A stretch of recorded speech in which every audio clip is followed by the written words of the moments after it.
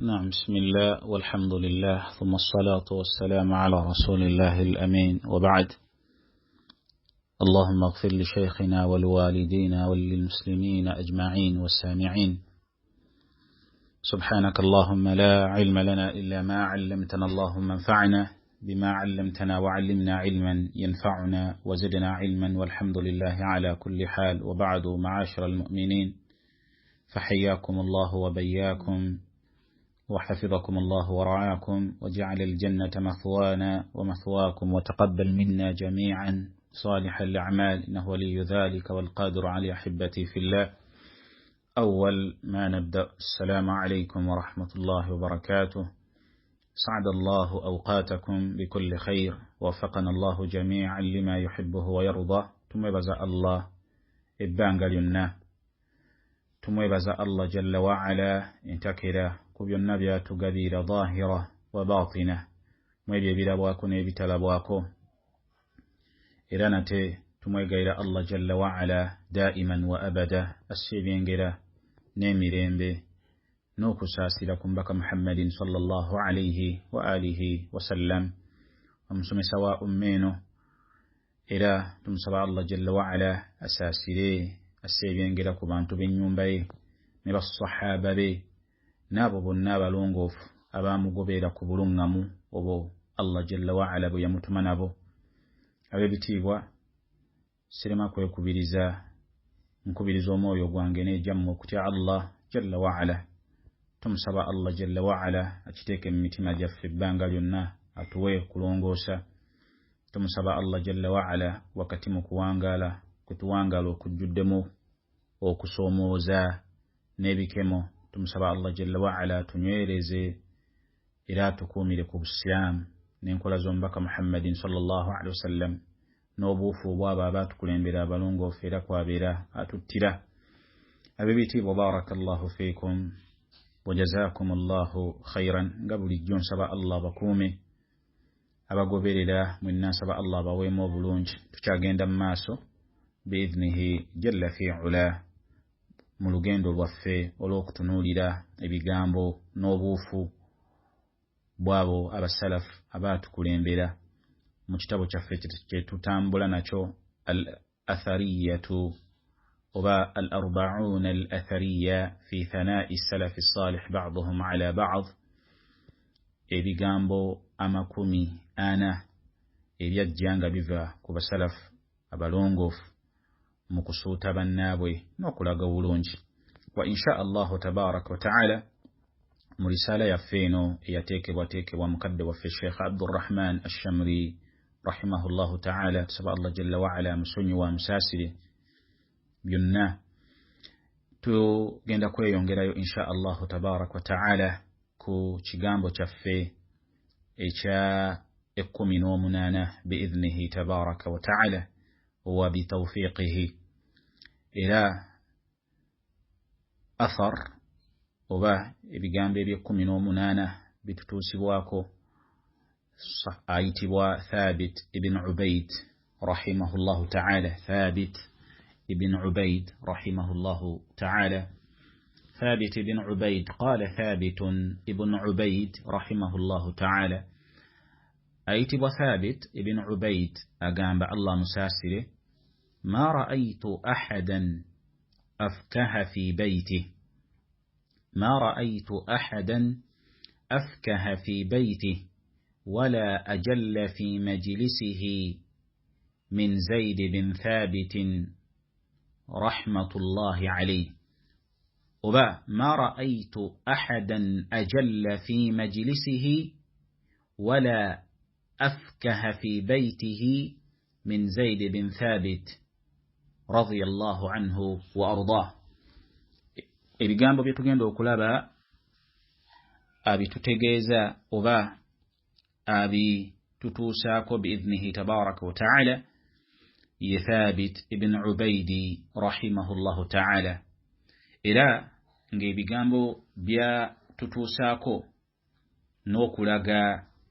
nga asuuta omu ku abo basahaba b'omubaka alayhi salatu wassalam ayitibwa Zayd ibn Thabit. Zayd ibn Thabit من الصحابي الجليل يلي مواب الصحابة أبمنيك الدواكو وبرونجي قرشي مسجية صحابي يلي مواب إنزالوة مكة ملوليو ولواب قريش كاتب الوحي يليومك بواندي سيبون بك محمد صلى الله عليه وسلم أباواندي كانغا أبو بك الله جل وعلا بيالينغا السزا مقول القرآن إذانغا تشيغندا كويلا بلا ولفنمالو كبيرا أنتي وبيتا بوالي بزمو أمة وبو كبيرا أنتي إبقامبو بيوشتيب الله تبارك وتعالى يعني يجمع القرآن يكون نزوا لما اتفق أبا بكر وعمر nga Abu Bakar na Umar mazo okubera nti bakkanya ku nsongeyo balabanga tewaliwo ayinza kubeera nti omulimo ogwo agukola ogw'ettendo okubeera nti yaguwomyemu omutwe nga sahaba ono Zaid ibn Thabit radiyallahu anhu wa arda iranga yomukwabo Allah subhanahu wa ta'ala beyayisirizako mukola omulimo ogwo sahaba ono Zaid ibn Thabit wa Zaid ibn Thabit rahimahullahu ta'ala wa radiyallahu anhu ne ilmu ye jaina empitirivu n'obulungi obaali mumanyikiddwako mu kuwangaala kwabo beyawangaaliramu abaaliwo mu kaseera ako yabeeranga omulimu mwana wattu agutuukiriza bi'awnihi tabaraka wa ta'ala ogutaali mwangu nnyo era yessahaba radiyallahu anhu warda gwe bayogerako ebigambo banne nga balaga obuzito bwe inda mauti nga Allah tabaraka wa ta'ala amujjuludde sahaba ono Zaid ibn Thabit ibn Abbas radiyallahu anhu wa arda biyali amogerako yagamba laqad dufina al-yawm ilmun kathir olwaleero irimu ezikiddwa mpitirifu laqad dufina al-yawm ilmun kathir olwaleero birimu ezikiddwa nyingi amakulu ibn Abbas radiyallahu anhu arda kyali ategeeza nti amakulu agenze ne irimu yezikiddwa kubanga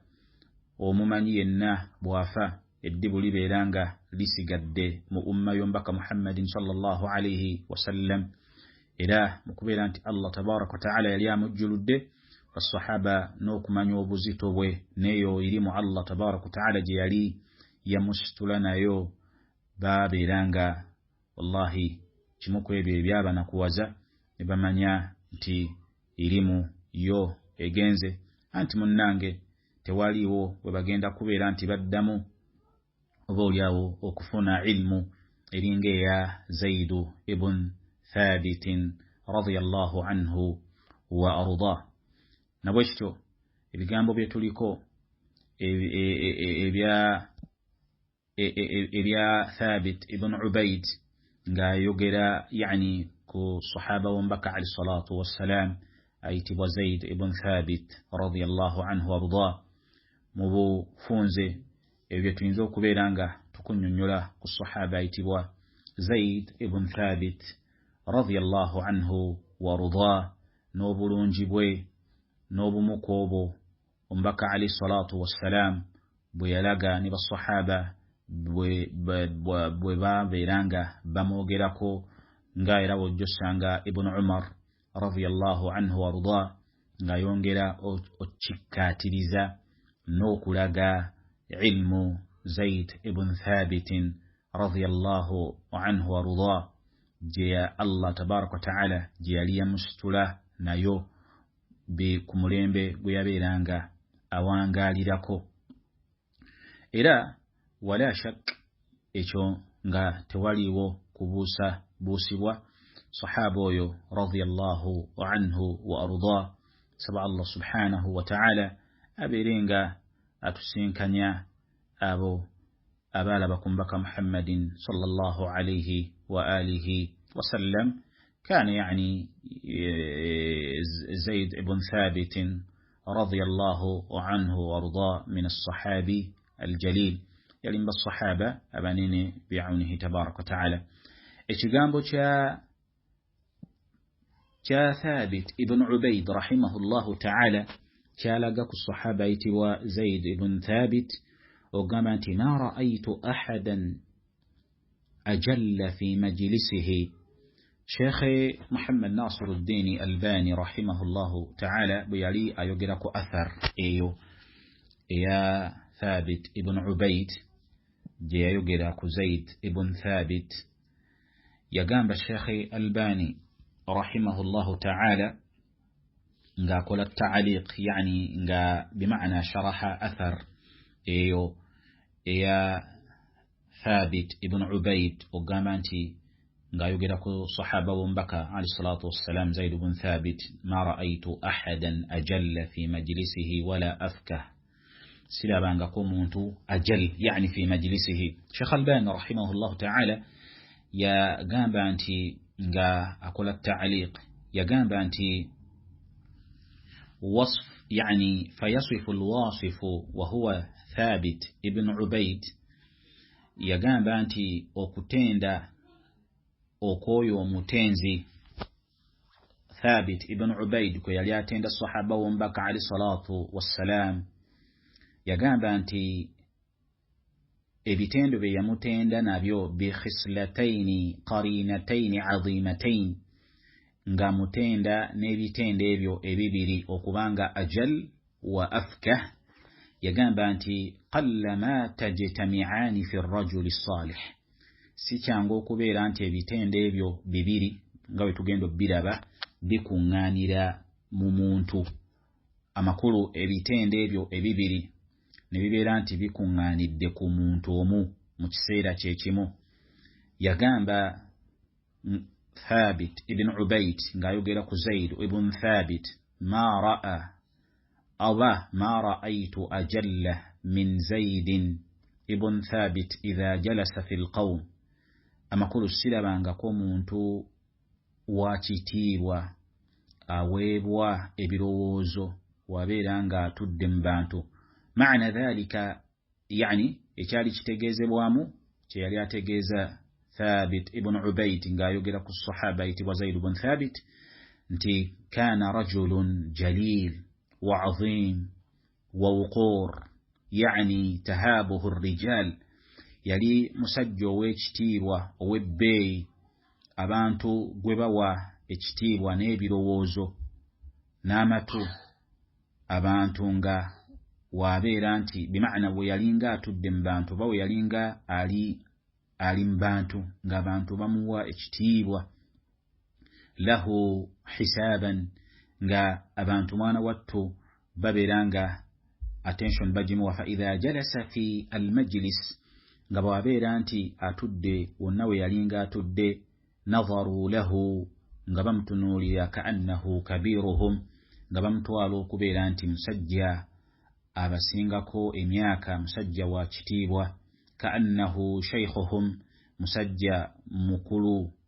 musajja akuliridde. Wa kaannahu kabiruhum wa azimuhum ate ow'ekitiibwa ow'ebbeeyi. فلا أحد يستطيع أن يخرج عن أدب المجالس. Tewali ngawo n'omu yalinga asobola kubeera nti asiiwuuka empisa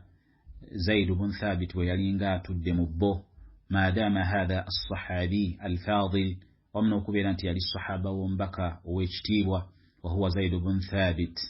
Oyo ayitibwa Zayd ibn Thabit. Shaykh Albani rahimahullah ta'ala bw'agamba ekigambo kya Thabit ibn Ubayd kyagamba nti ma ra'aytu ahadan ajalla idha jalasa ma'a al-qawm. Sirabangako muntu yenna aweebwa kitiibwa gwe beetoowaliza gwe bawa ebirowoozo ne bamutunuulira bw'abeera nga atudde mu bantu. Wallah fahadha fadlun min Allah subhanahu wa ta'ala. وصفة أخرى ekitende ekirala ekyamulimu ekyali kyewuunyisa kwe kubeera nti era wala afkah fi baiti ate ekitende ekirala Allah tabaraka wa ta'ala kye yali yamugabirira nga fahuwa idha jalasa ma'a alqawm bwe yalinga ali mu bantu be waka wali ewasoose ng'avudde waka ate bwe yalinga ali mu bantu be waka fahuwa idha jalasa ma'a alqawm bwe yalinga atudde mu bantu be ewaka yani fi baytihi fakiha yali muntu yani lu'ub muntu asaagirira muntu azannya falaysa ma'a ahlihi wa ma'a zawjatihi wa ma'a awladihi sariman jalila kama huwa fi majlisi qawmi Sheikh agamba ate bwe yalinga mwana wattu embeera ze yalinga nazo amakulu embeera ye gye yalingako oba gye yalabikirangamu mu bantu ate bwe yatuukanga ewaka ng'ali ne mukyala we n'abantu b'abeewaka n'abaana be si bwetyo bwe yafaanagananga bal huwa lahu shakhsiyataani wabula yali munnange kye tuyinza okugamba yalimu two personalities nga idha jalasa ma'a ar-rijal fahuwa kabiruhum wa huwa 'azimuhum wa huwa daliluhum bwe yalinga atudde mu bantu abatali beewaka ng'afulumye waka ng'agenze mu bantu nga mwana wattu waba batuuseemu nga batuddemu fahuwa kabiruhum ye musajja mukulu y'ow'ekitiibwa yagezaako okubalungamya n'abawa ebirowoozo ebirungi abange tutambuliwo ebiti ate nga babyaniriza wa idha jalasa ma'a ahlihi fahuwa afkahuhum wa aqrabuhum ila nufusi ahli ng'ate wabeera nga azze ewaka iwallah nga tebaagala kumuva ku lusegere bamuyaayaanira abasesa wa hakadha yani abazanyiikiriza amma hataini sifataini qallama tajtami'ani fi al-insan Sheikh Albani agamba ebitende ebyo bibiri wallahi si kyangu okubeera nti Allah abiwa omuddu ne bimukuŋŋaaniramu Allah abiwa omuntu oba Allah abigabira omuntu ne bibeera nga ebitendo ebyo bibiri omuntu Allah abimugabiridde okubeera nti mu bantu wallahi bakulabamu wa mugaso era bayitaaga okuwulira obalungamizza otya kiki kye beetaaga ate wa hakadha nga ne bw'oba ozze waka ogwe agezaako okulongoosa ng'omubaka bwe yagamba nti khairukum asinga obulungi mummwe khairukum li ahli yasinga obulungi eri abantu be bimaana amakulu abantu be babeera nga wana wattu bamwenyumirizaamu wa hakadha wa ila ghairi dhalik ونسأل الله سبحانه وتعالى تمغير الله جل وعلا أن يرزقنا إلى أحسن الأخلاق وأن يهدنا إلى أحسن الأخلاق لا يهدي لأحسنها إلا هو تمسبع الله تبارك وتعالى أبيرينغا تلونغانيا إلي النيس زسنغو كوبانغا زنونج تريا إنزا تلونغانيا كزوكو جاكو الله سبحانه وتعالى era tumusaba Allah enneeyisa n'embeera zaffe ezitali nnungi tumwegaira Allah subhanahu wa ta'ala an yasrifa anha abeere nga zituwaanyisirizaamu teri yayinza zituwaanyisirizaamu okujjako Allah subhanahu wa ta'ala wa baraka Allahu fikum jazakum Allahu khayran waffaqa Allahu al-jami' lima yuhibbuhu wa yarda ilahuna walhamdulillah